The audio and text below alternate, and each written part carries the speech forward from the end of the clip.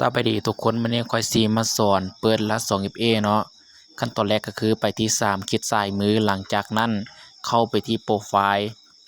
หลังจากที่เข้ามาที่โปรไฟล์แล้วให้เราเลื่อนลงมามันจะรัด 2FA ตัวนี้ปิดอยู่หลังจากนั้นเราก็กดเปิด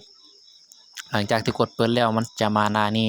ตัวแรกตัวนี้เราใส่ปิดรหัสผ่านเวลาที่เราเข้าแอปรหัสตัวนี้ต้องใส่ให้มันตรงกับเวลาที่เราเข้าแอปทุกคนเด้อถ้าว่าเฮาใส่ผิดก็คือมันสิเปิดบ่ได้เนาะหลังจากที่เฮาใส่รหัสผ่านแล้วเนาะเฮาก็มากดคันล็อกลิงก์หลังจากที่กดคันล็อกลิงก์เฮาก็กลับออกแล้วเข้าไปที่ Passport หลังจากเข้ามาพิมพ์คำว่า AUT มันจะขึ้นมาตัวนี้แล้ว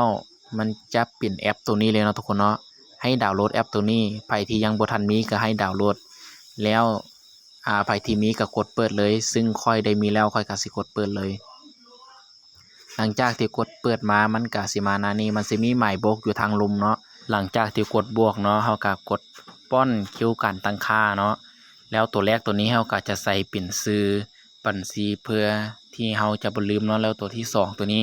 จะเป็นลิงก์ตัวที่เฮาคัดลอกมาเมื่อกี้เฮาก็กดวางเลยพอกดวางแล้วเฮาก็กดเพิ่มเนาะ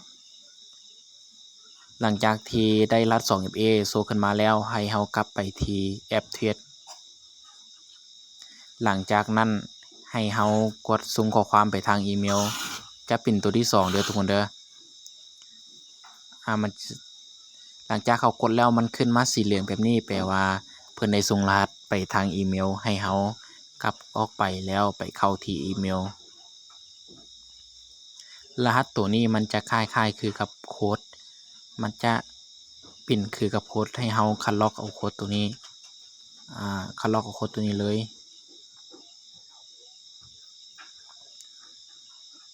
หลังจากที่คัดลอกเอาโค้ดตัวนี้แล้วเนาะให้เฮากลับมาที่แอปเทรดแล้วใส่บอลตัวที่2ตัวนี้เลยแล้วตัวที่3จะเป็นรัด 2FA เฮาจะใส่เป็นรัด 2FA รัด 2FA ตัวนี้เวลามันต้องยังมีหลายเนาะเฮาถึงคัดลอกก็ได้แล้วตัวนี้ค่อยก็จะคัดลอกมาใส่เลยเพราะว่าเวลามันยังมีหลายหลังจากปลดรัด 2FA แล้วเฮาก็กดเปิดเลยนะทุกคนเนาะซ้ำนี้เนาะเฮาก็เปิดรัด 2FA สำเร็จแล้วพอมันขึ้นสีเหลืองแบบนี้แปลว่าเฮาได้เปิดรัด 2FA แล้วเนาะ